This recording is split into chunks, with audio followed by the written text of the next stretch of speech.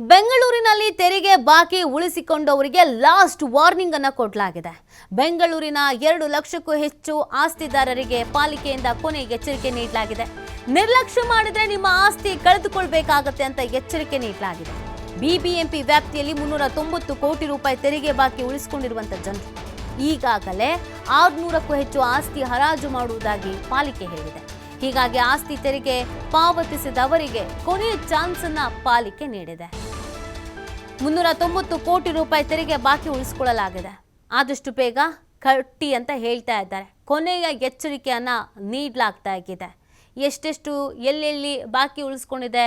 ಪೂರ್ವ ವಲಯದಲ್ಲಿ 118, ಪಶ್ಚಿಮ ವಲಯದಲ್ಲಿ 120, ದಕ್ಷಿಣ ವಲಯದಲ್ಲಿ 109, ಮಹದೇವಪುರ ವಲಯದಲ್ಲಿ 60, ಬೊಮ್ಮನಹಳ್ಳಿಯ ವಲಯದಲ್ಲಿ 70, ಯಲಹಂಕ ವಲಯದಲ್ಲಿ 40, ಆರ್ ನಗರ ವಲಯದಲ್ಲಿ 50, ದಾಸರಹಳ್ಳಿ ವಲಯದಲ್ಲಿ 41. ಆದಷ್ಟು ಬೇಗ ಇದನ್ನೆಲ್ಲಾನು ಕಟ್ಟಿ ಅಂತ ಲಾಸ್ಟ್ ವಾರ್ನಿಂಗ್ ಅನ್ನ ಮಾಡಲಾಗಿದೆ.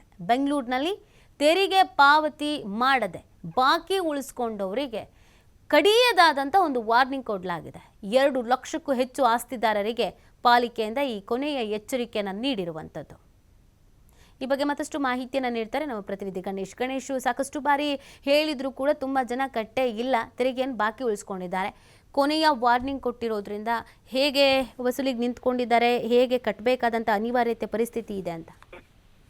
ಪಾಲಿಕೆಯ ಬೊಕ್ಕಸವನ್ನ ಹೆಚ್ಚಿಸುವ ಸಂಬಂಧಪಟ್ಟಂತೆ ಪ್ರಮುಖವಾಗಿ ಪಾಲಿಕೆಗೆ ಬರುವಂತಹ ಆದಾಯದ ಮೂಲ ಅಂತಂದ್ರೆ ಆಸ್ತಿ ತೆರಿಗೆ ಏನಿದೆ ಅದು ಅದರ ಪ್ರಮಾಣವನ್ನು ಈಗ ಗಣನೀಯ ಮಟ್ಟದಲ್ಲಿ ಏರಿಕೆ ಮಾಡ್ತಾ ಇರುವಂತದ್ದು.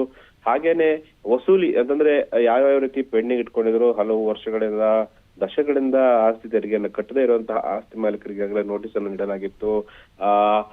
ಒನ್ ಟೈಮ್ ಸೆಟಲ್ಮೆಂಟ್ ಅವಕಾಶವನ್ನು ಕೂಡ ನೀಡಲಾಗಿತ್ತು. ಅಲ್ಲದೆ ಮತ್ತೆ ಲಾಸ್ಟ್ ವಾರ್ನಿಂಗ್ ಅನ್ನ ಈಗ ನೀಡಲಾಗ್ತಾ ಇದೆ. ಸುಮಾರು 2 ಲಕ್ಷಕ್ಕೂ ಹೆಚ್ಚು ಆಸ್ತಿ ಮಾಲೀಕರಿಂದ ಸರಿಸುಮಾರು 390 ಕೋಟಿ ರೂಪಾಯಿ ಬಾಕಿ ಈಗ ಬರಬೇಕಾಗಿದೆ. ಇದು ಕಟ್ಟ ಕಡೆಯ ಎಚ್ಚರಿಕೆ ಅನ್ನುವಂತಹ ನಿಟ್ಟಿನಲ್ಲಿ ಪಾಲಿಕೆ ಮುಂದಾಗಿರುವಂತದ್ದು. ಈಗಾಗಲೇ 60ಕ್ಕೂ ಹೆಚ್ಚು ಆಸ್ತಿಗಳೇನಿದೆ ಅದನ್ನ ಸೀಸ್ ಮಾಡುವಂತದ್ದು, ಜಪ್ತಿ ಮಾಡುವಂತ ಪ್ರಕ್ರಿಯೆ ಈಗ ಆಗ್ತಾ ಇರುವಂತದ್ದು.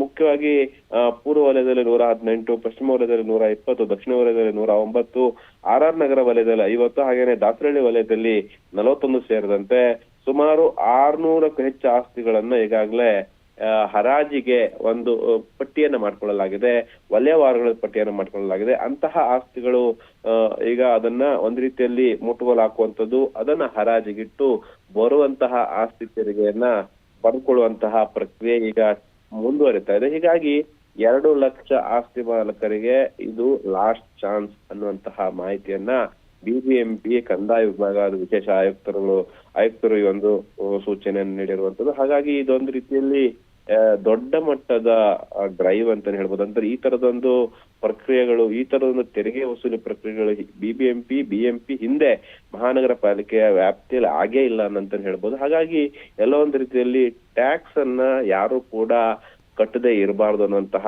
ಎಚ್ಚರಿಕೆಯನ್ನ ಉಳಿದವರು ಕೂಡ ಇದು ಈ ಮೂಲಕ ಸಂದೇಶವನ್ನ ಬಿಬಿಎಂಪಿ ಆಡಳಿತ ವರ್ಗ ರವಾನೆಯನ್ನ ಮಾಡ್ತಾ ಇರುವಂತದ್ದು.